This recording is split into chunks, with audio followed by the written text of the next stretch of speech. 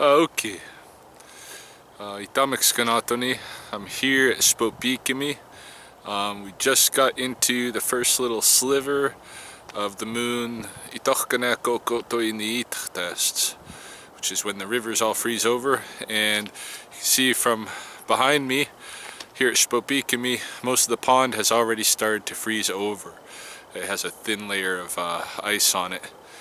And so I'm going to take a walk around and check what's going on phenologically. Obviously the ice is a huge factor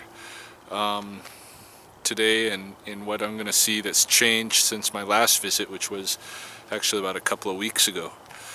I'm decked out today with my camera. I decided to bring it, but I do have a new toy which may come into play, which is an inspection scope where I can see down holes and into dead logs and stuff like this. I don't have it in my backpack right now, but if I find something really interesting out there where I want to play with the inspection scope, it is in my vehicle, so I might go back and get it. We'll just wait and see.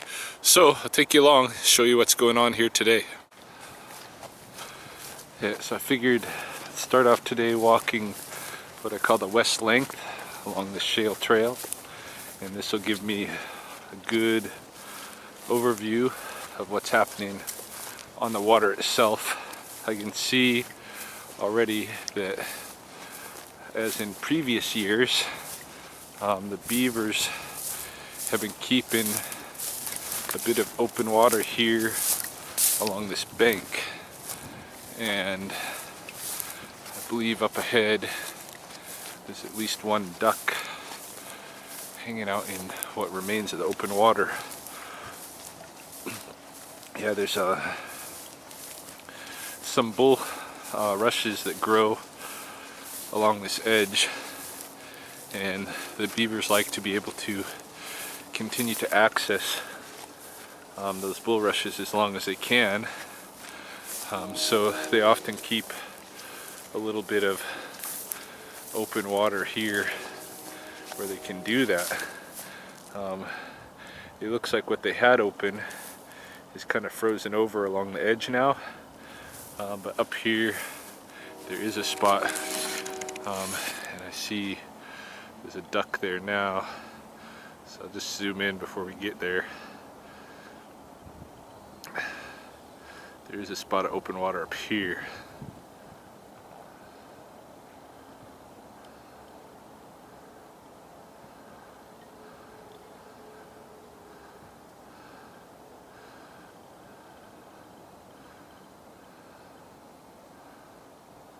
That's a mallard, but I'll know better when we get closer.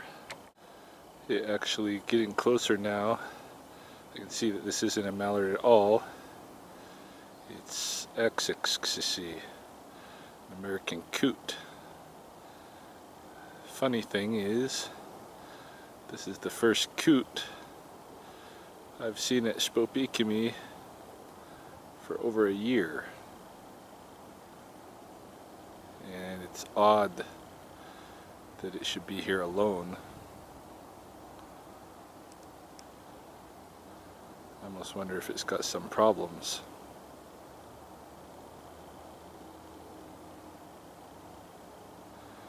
But it's definitely what it is a coot.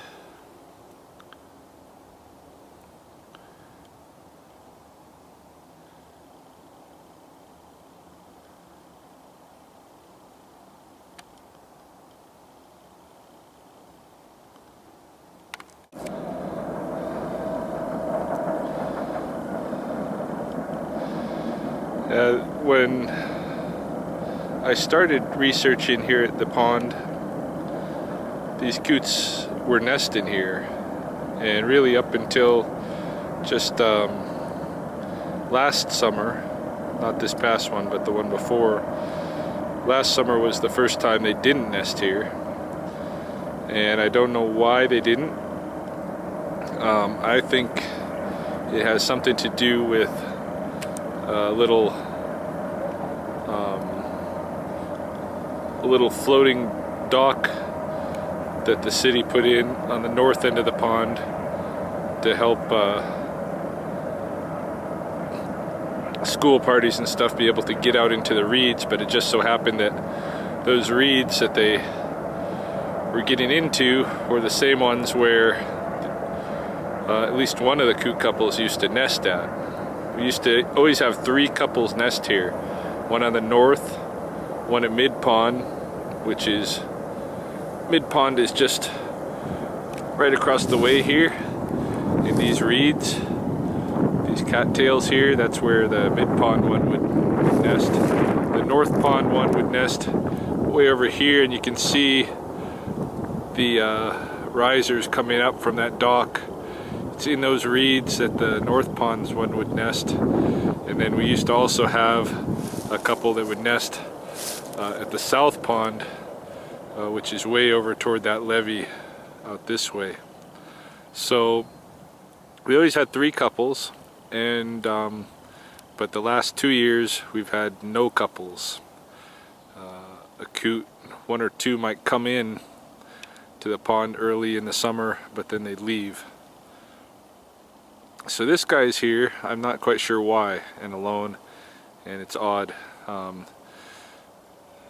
Although there's still quite a few coots around, it is migration time, and he may just be stopped here for a break, but it's odd that he's alone, I think.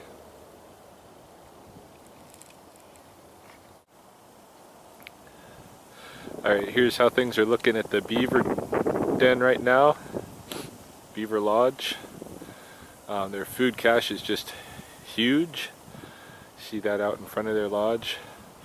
And then they got open water going along here, going into their canal toward the sub pond. So they've kept quite a bit of open water here, and that won't last too long. But yeah, that's how things are looking at the Beaver Lodge. Okay, here's what's happening at the wide south pool. It's frozen over, all quiet, nobody home. Quite a significant difference from my visit of a couple of weeks ago, when this wide south pool was occupied by many ducks and geese. Ooh, we got something very interesting back here. I don't know if we'll be able to see it on the camera from this distance. I'm gonna have to get closer. There it is. Oh, did I lose it?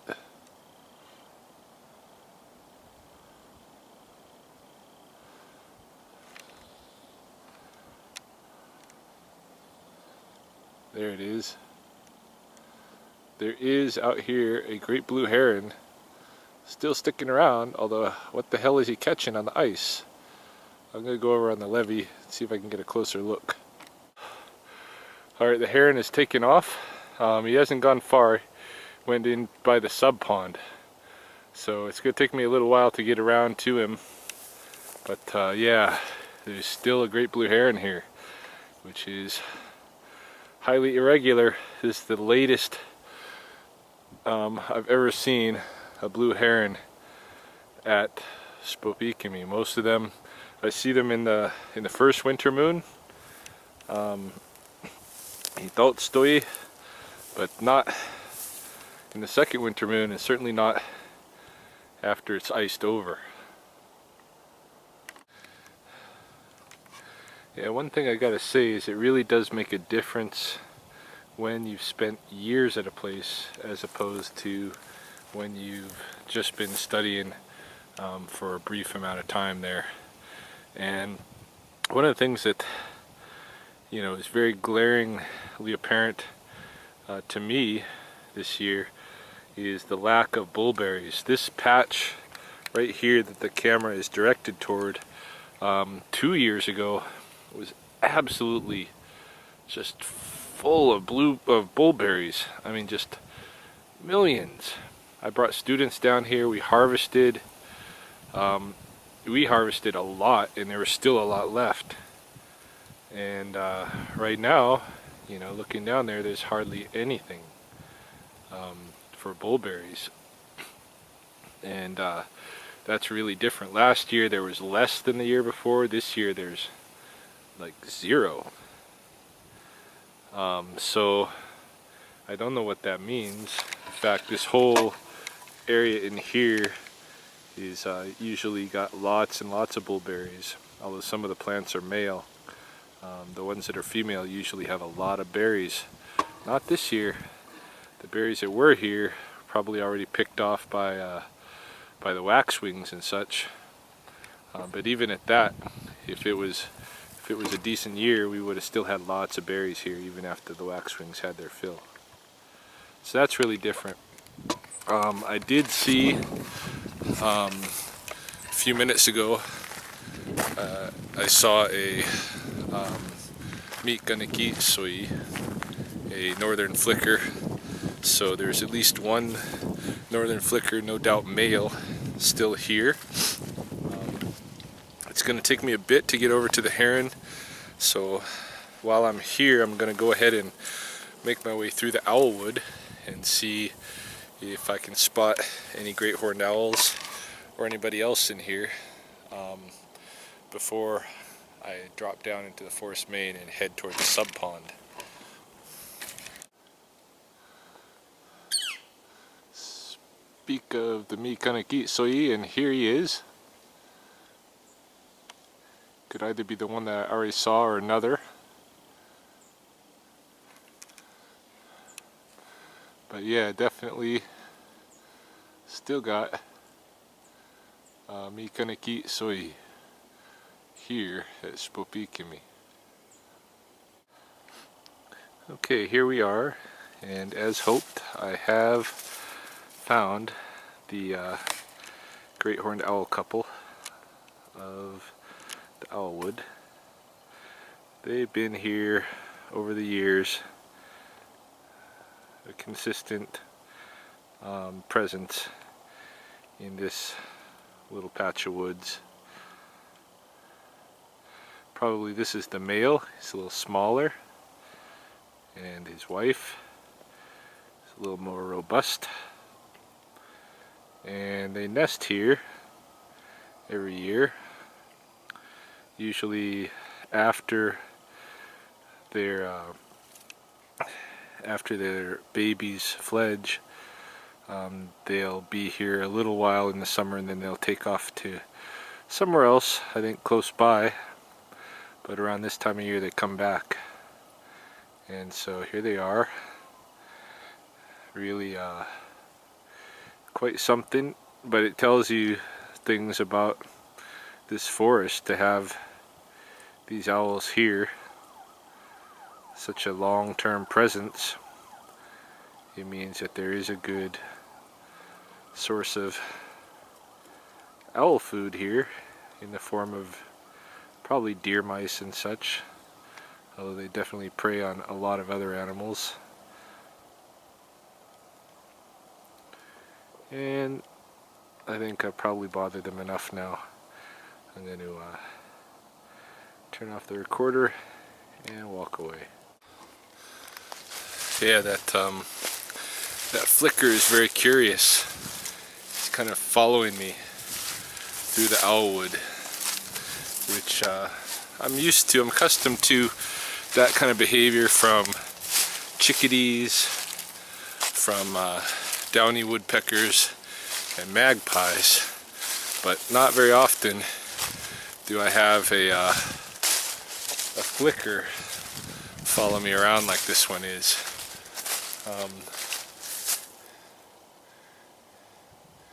And I don't know what his deal is, why he's following me. He's just curious, I guess.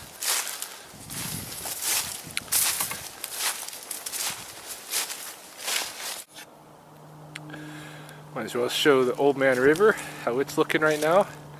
Still wide open, in contrast to the pond. Still water. River water is totally open, which could account for why still having birds like the great blue heron, the odd one, still lingering. Although it's pretty late, even for the odd ones of the herons. I would, however, expect to see some other birds on the river, but I'm not seeing any, and I think that's a little odd.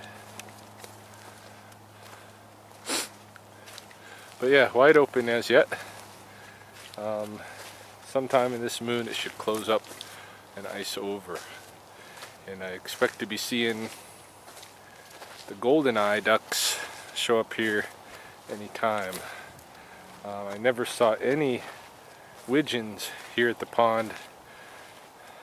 Usually they come in right at the end of, right in the first winter moon. Maybe I missed them by missing out last week. Another interesting feature I might as well show, and this is probably what was drawing the heron over here, is the river feeds a spring here, which is on the extreme south end of the pond, and that spring, of all the water, even the river water, that spring usually stays open all winter, some little pocket of it at least.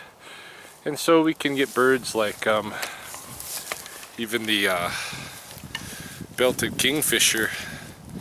There seems to be one that sticks around here most winters, or at least has the last couple of winters.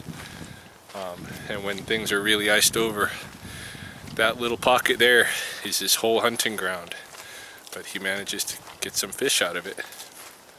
I've seen him even in the coldest parts of winter. So anyway, I'm gonna head down now to the duck blind and then make my way carefully to the sub pond, or to the overview of the sub pond, somewhere where I can get a look, see if we can spot out that heron. Alright, here is the sub pond,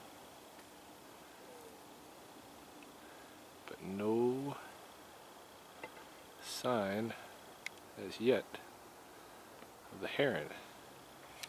But I saw it land here. Could have taken off while I was in the owl woods. Could have definitely done that, but could also very easily just be hiding very well here amongst the reeds. One of the cool things that happens when the leaves fall off the trees for winter is that you can just see lots of things that were hidden before, and this is a good example here. This is a nest in some willows, and it would have belonged to a red-winged blackbird, and a lot of them nest out here on the wet meadows. So not surprising to come across it. I wouldn't be surprised to come across a lot more of these nests. Now this is curious. Who do we have here?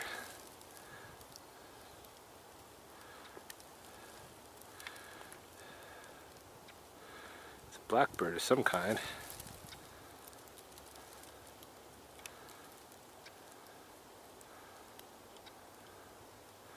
See if I can get a little bit closer.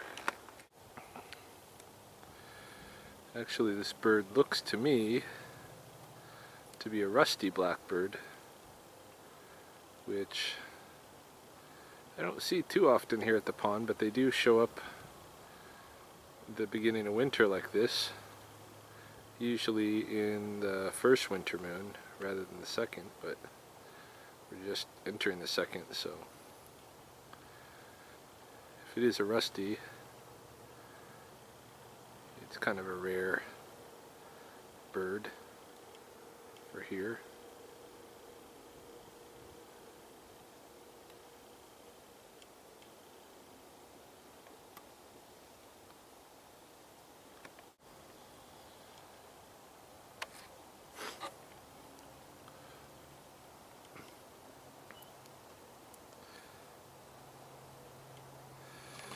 Yeah, typically where I see these birds this time of year is in the wide south pool, or the south marsh at the extreme end, kind of by the spring that I showed earlier. And they usually be like this. They usually be picking through some mud. This one just happens to be here working at the beaver house, the beaver lodge, but he's doing exactly what I normally see them do this time of year here when they stop in, is just look through the mud and see if they can find some little critters.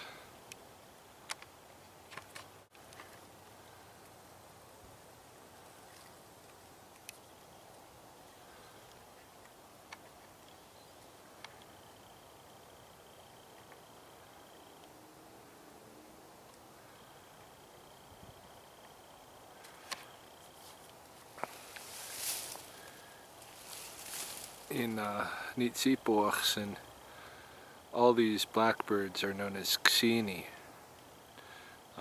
with the primary one being what's known today as the cowbird, which in the past would have been like the bison bird, and that would be Ksini. And then these others have different variations on that name,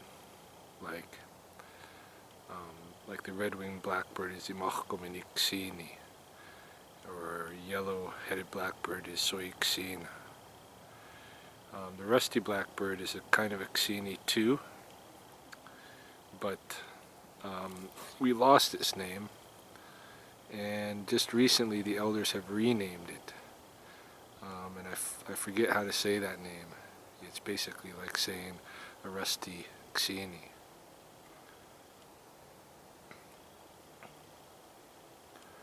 Or rust-colored Ksini.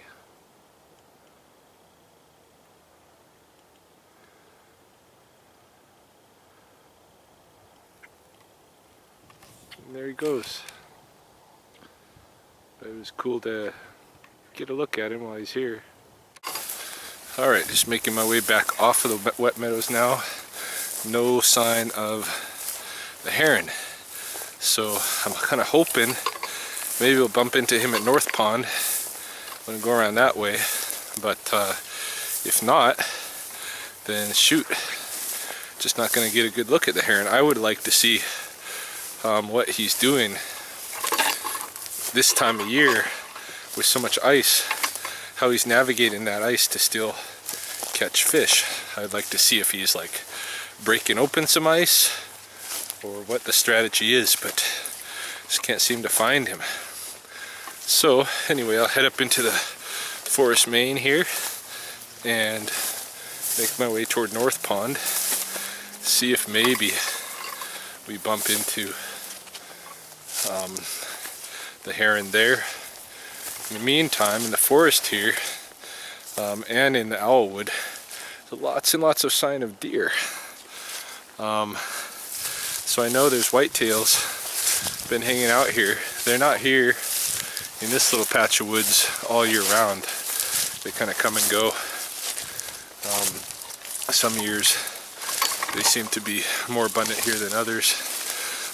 There's better patches of forest, floodplain forest for them in other areas up and downstream. So that's why I don't see too many here. But right now there seems to be a presence. I haven't stumbled into them yet, but that's always a possibility too. Yeah. Other than that, I haven't heard any pheasants today, which is odd. I saw one magpie, but usually it's a much stronger magpie presence here. They might have something that they're up to elsewhere for today. And other than that, resources here are seemingly pretty scarce right now with all the plants dried out and everything. A big change from not too long ago, having the insects and even some of the aster flowers still here. Now all the leaves are off the trees, and pond is icing over, and it's been a relatively quick shift. You know, the thing about that I learned, one of the things that I've learned from these places is that really the window of opportunity for things goes by so quick. If you don't take that window of opportunity when it's there, it's probably not going to be there when you return. And so, you know, if you see plants that are thick with berries, it's time to pick them right now. Don't wait till next week, because they might not be there. That kind of thing. So, oh, I just heard a magpie. Maybe I'm gonna come across something here eventually. Alright, I'm gonna shut this off. We have the heron. It's flying. It was here at North Pond. It saw me before I saw it, and it's on its way back to South Pond, or rather headed to the river. But at least I got video confirmation that it was here. Although I'm not that kind of a person that I just like to see a bird or any other animal. I don't like to just see them. I want to know what the heck they're doing. And so, you know, it's a little bit frustrating that I haven't been able to get up close to him to see what the heck was going on. Maybe there'll be some sign down here where he took off from. Maybe there won't. I would, again, love to have known how he was fishing on the ice. But that opportunity to learn may have just flown away. Yeah, I looked around a bit and I see no evidence of any heron technique on the ice. And you know, I recognize that it's a little bit presumptuous even to assume that he was fishing. He may have very well been like picking insects or slugs or snails or what have you off the grass, for all that I know. That could be his strategy this time of year in a condition where the waters are iced over. I just don't know. But any case, I'm just about back to the vehicle now, unless I see something really special. This is probably going to be it for me today. I'm glad I got out here, got to see such a late heron, the coot, who I'm going to probably keep an eye on, just because he's a loner, and I think that's a little bit strange. Coots are mainly social animals. It's good to see the owl couple. Good to see the rusty blackbird. So, you know, I was glad I got out here today and touch base. There's a lot of residents who didn't bump into, but we got a lot of winter left, and we'll see what they're up to when we come around to them. But today at least we saw some things that are really kind of unique. Oh, hold on, I just found something I wanted to show.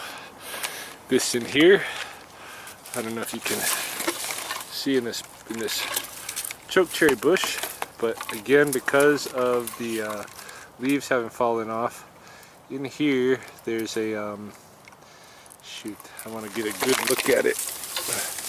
It's just hard to find the right angle.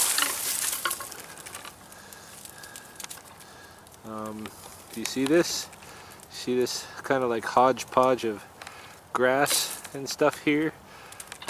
That's a nest. It's just a platform, basically just a platform of grass, stems and that kind of thing. And what it's used by is the mourning dove, Sspopiikimi, Blackfoot. And this mourning dove had a nest here, right beside the path, right beside the concrete path where everybody would have been walking this summer, and yet I bet most of them did not see her right here.